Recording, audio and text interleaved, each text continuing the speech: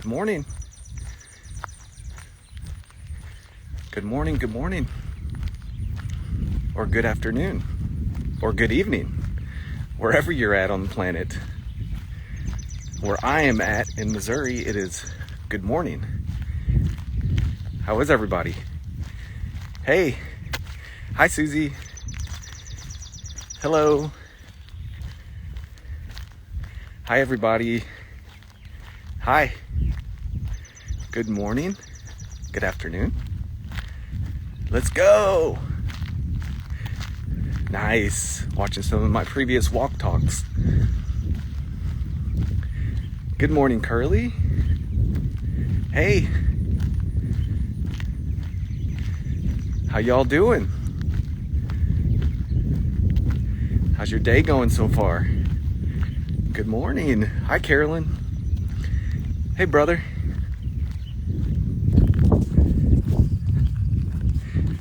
Oh, thank you. You're welcome.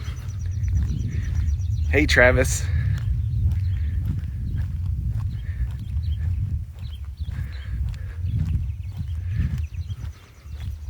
Where are you guys tuning in from? Where's everybody at?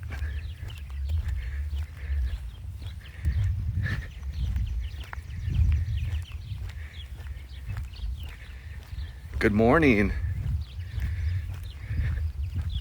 Oh, thank you. New Jersey. Yeah. Way up there. North Carolina. Pittsburgh. Florida. Florida. Arizona. Florida. Florida. Go Suns in Arizona. New Mexico. Love the name Smiling Preacher. Long Island, Texas. Nice. Ohio. Every time I see the word Ohio, I think, Ohio. Ooh, Missouri. Where are you at in Missouri? I'm in Farmington. Good morning, good morning. Hey, Trey. Georgia, Pennsylvania. No, Udaman. You guys got to check out my friend Trey's ministry. It's called Impact Ministries. It's a great men's ministry. Be sure to like his page on Instagram. Follow him on Facebook. And also, he posts in our Facebook group, Freedom in Christ Movement. He is an awesome, awesome friend of mine. California. Netherlands, wow. Really neat. So if you're not watching this live and you're listening to it later, and I'm finding out a lot of people do that, they don't watch the walk talk live because it might not be convenient for them at that time to watch it live. So if you are watching it at a different time, normally I'll open this up and I'll let people join. So if you just skip forward, 2 or 4 minutes, somewhere around there. Normally when I get started on what the message is about, it'll go right to it. So you don't have to hear me greet everybody and ask everybody where they're at. But I like to wait just a little while so I can get some people in here for the audience. I'm doing well today, thank you. It is a lovely day in Missouri, and it's Friday. Who doesn't love a Friday? Arizona. Oh, that's Russia. Azov, Russia. Wow. What time is it over there?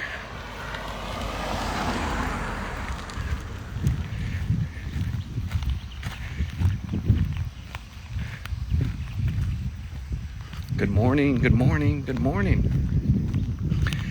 All right, guys. So it looks like we got a nice group. Let's go ahead and start talking about today's topic. Now, first of all, if you're new to my ministry, my name is Matt McMillen. I'm a Christian author. I've written 7 books over the past 5 years. Right now, I'm on a break from writing books. Just in case you're wondering, I'm getting that question quite often here lately. When's the next book? When's the next book? I'm taking a break, guys. It feels good not to write and to just rest and to just take a break. So I'll probably write another book. I'm actually writing a current book right now, but I don't like to talk about that because when I'm in the middle of writing a book, I don't want to put any pressure on myself. I don't want to say, this is when this is coming out. So I did that with my first book, and it was a lot of stress. So I don't do that anymore. I am writing, but I'm not writing to complete a book at this time. But just kind of taking a break. My previous books, you know, when I write a book and I have my mindset, I'm going to finish this, that's what I do. Like, I get set on it and I focus on that. So right now I'm just kind of piddling with it. So that kind of feels good. Now, I'm a Christian author. I've written 7 books. All my books are available on Amazon in paperback and Kindle. I'm not a pastor. I get called Pastor Matt. I'm just a regular person like everybody else. That is one of the number one things I want people to understand about my ministry is I'm like you. I'm just like you. I'm not on any different level. We're the same.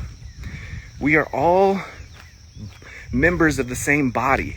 I just have different gifts than you. You might have some of the same gifts, but we have to stop idolizing people who have a pastoral gift. We have to stop idolizing people who have great communication gifts.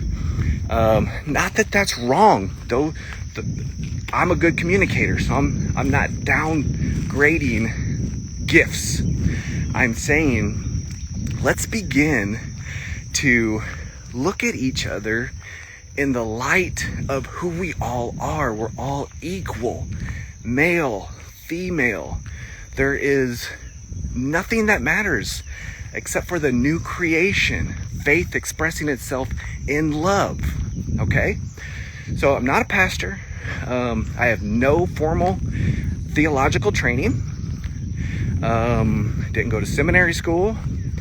There's nothing that I have done which I can say I'm better than you, I'm smarter than you, I'm just like you. So we're the same. So, but I've studied quite a bit, but so what? I studied, I know more. I'm a student of stuff. That's just what I do. That's my personality. That doesn't make me any better or any worse than you. So who cares if people have a, and I don't mean this disrespectfully because I just said it about myself, but who cares if somebody has a seminary degree? There are countless unbelievers who have seminary degrees. Countless. They went to seminary school so they can prove people wrong, or so they can subjugate other people, other sexes. So we have to refocus on the new creation. You're the new creation. As a Christian, I'm the new creation, and we are all equal members of the same body. It's the body of Christ. None of the members do the same functions. Okay, we all operate differently. The foot doesn't carry stuff, it walks. The voice box doesn't beat, the heart does. So we're all different and we're all equal. There are not different classes of Christianity. There's not different levels. Everybody's the same. Everybody's equal. The problem is, and this is the word for the day, obedience. So many people want to put an emphasis on how obedient you are acting. And I'm putting quotation marks around that because we don't have to act. We don't have to act to be obedient. But people want to see the outward expressions of obedience. But that's not what God is focused on. God is focused on the obedience of faith. The obedience of faith is what matters. So I titled this Walk Talk, Does Obedience Keep You Saved? Because that is the main subject I want to get to at the end of this. Does your obedience, your actions, keep you saved? No. That would turn obedience into a work. Do you see it? So if we look to Romans chapter 1, Romans chapter 16, Paul talks about the obedience of faith. The obedience of faith. Paul understood, as a former devout Pharisee, that all of his obedience... Guys still there? Said disconnected. I'm guessing you're still there, so I'm going to continue. But Paul understood how people looked at him as super obedient. He was a Pharisee of the Pharisees, he said. But he counted all of that obedience as dung. He knew that none of that obedience stuff he did made him right with God. It is the obedience of faith that makes you right with God. It is the obedience that comes from you believing. I'll repeat that. It is the obedience that comes from you believing. That's the obedience that saves you, okay? Now here's the problem. After you have entered into the obedience of believing once, many people place their faith in their faith. They place their faith in their one-time obedience of faith. We can't do that. Your faith does not keep you saved. Your one-time obedience of faith does not sustain you. So we've turned faith into a work because we're having faith in our faith. I just gotta muster up enough faith today. Oh, I just don't have enough faith. Or I hear this a lot. You're a godly man. You have a lot of faith. Sometimes I want to say, you're wrong, but I just take that as encouragement because people don't understand that I don't have faith in my faith. Even when I'm faithless, God remains faithful. That's where my foundation's at. That is where rest is found. So, obedience of faith is what saved you. Not obedient actions and attitudes, not obedient actions. Any unbeliever can have obedient actions.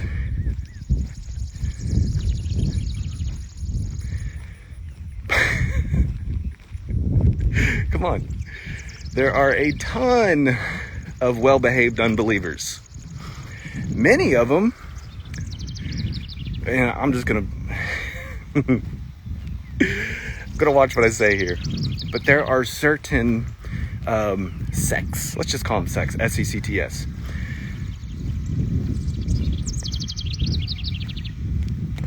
I'm trying to choose my words carefully here so I don't hurt anybody's feelings. But certain sects with a Christian hat on it.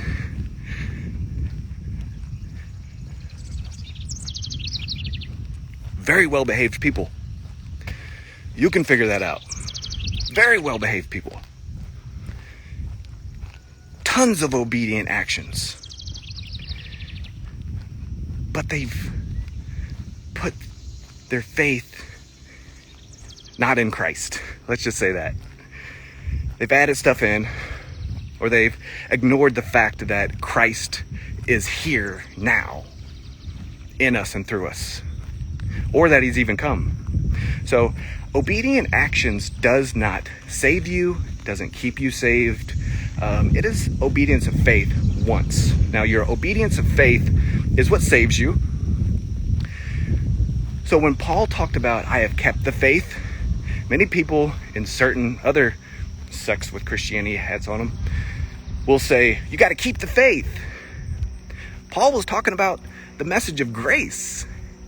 He was saying, I didn't go back to the law. I kept talking about Jesus and grace. He wasn't saying, I did a bunch of stuff. Look at me. Do you see it?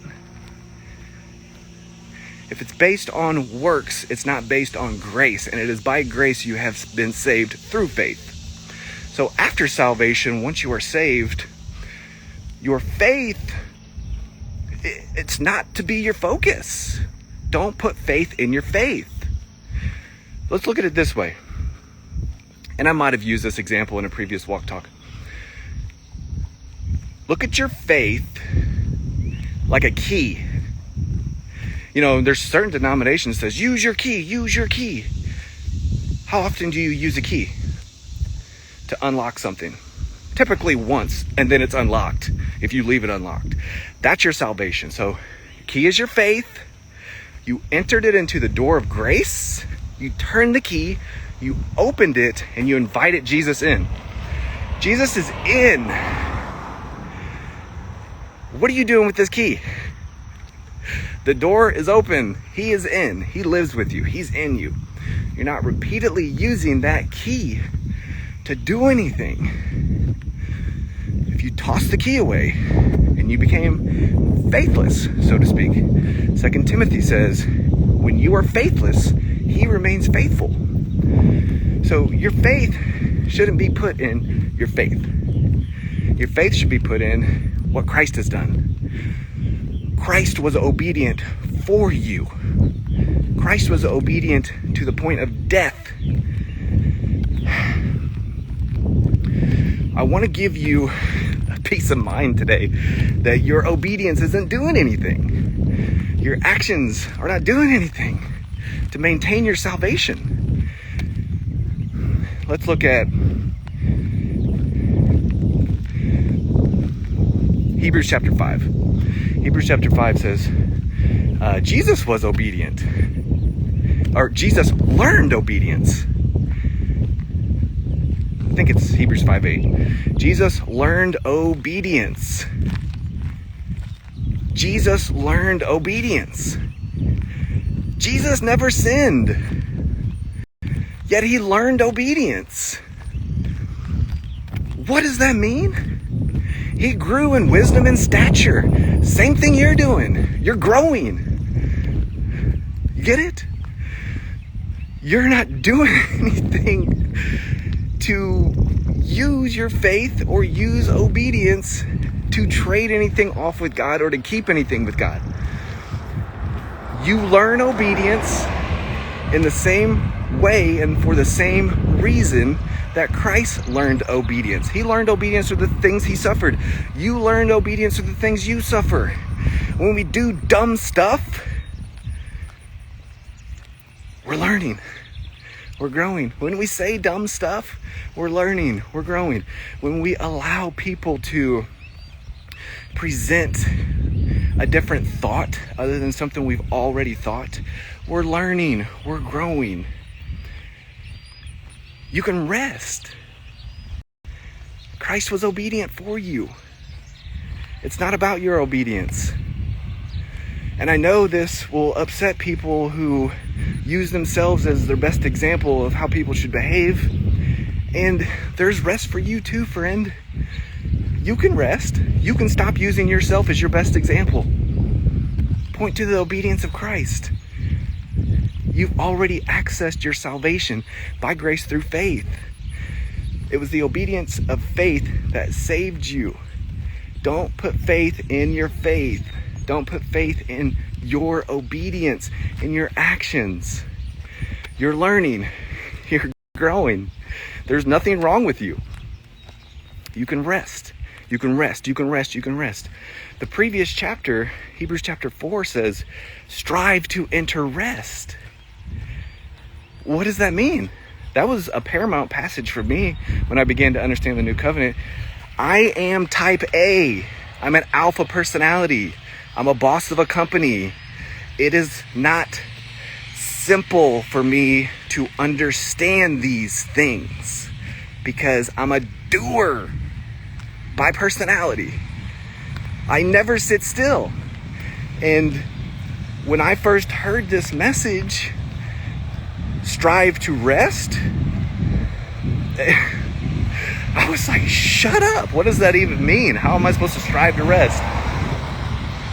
It means you look to Jesus. It means you look to his obedience. You look to what he has done. You look to his finished work. And then from that state of rest on the inside, you renew your mind. Your mind is being renewed to these truths, not you. You're not changing. You've been changed. You're growing. Your mind is being renewed. You're complete. There's nothing wrong with you. Okay? So strive to enter rest. And I don't want this live to go too long, but I can really get into another topic, another subject about the book of Hebrews. These Hebrew people really quickly, they worked really hard. They had 613 contingencies with God to fulfill in order to prove their obedience. They agreed to that end of the covenant, but they were terrible promise keepers. The first promise keepers meeting at the base of Mount Sinai was a bust. That's why promise keeping is not for a Christian. It's not about our promise keeping. It's about faith in the promise of Christ. It's about faith in the promise of the Father, them two to each other. But these Hebrew people worked really, really hard, and they worked really, really hard at the temple. But the temple was now obsolete. No more bloody sacrifices was left to be had. They could not go back to the temple because Christ was here, but they still wanted to work. They still wanted to be obedient. So the author was telling them, work hard at resting. Work hard at resting. Stop working so hard at the temple. So anyway, that's all I wanted to talk to you guys about today. I want to make this a little bit shorter than my previous walk talks. I want to keep these between 10 to 20 minutes, but it doesn't always happen. So hopefully you've enjoyed this walk talk. Leave me some feedback in the comments. If there's something that I can be doing differently, I'm a student of feedback. I always, even some of the rude feedback, I'll still listen to it, but I won't respond. Give me some feedback.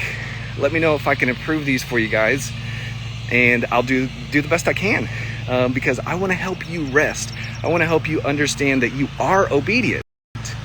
So always tell the truth about yourself. What's the truth? You're obedient naturally because you've entered into the rest of Jesus Christ. It is the obedience of faith that saved you. From you resting in that obedience, you will express your true self organically without trying. Don't put any pressure on yourself.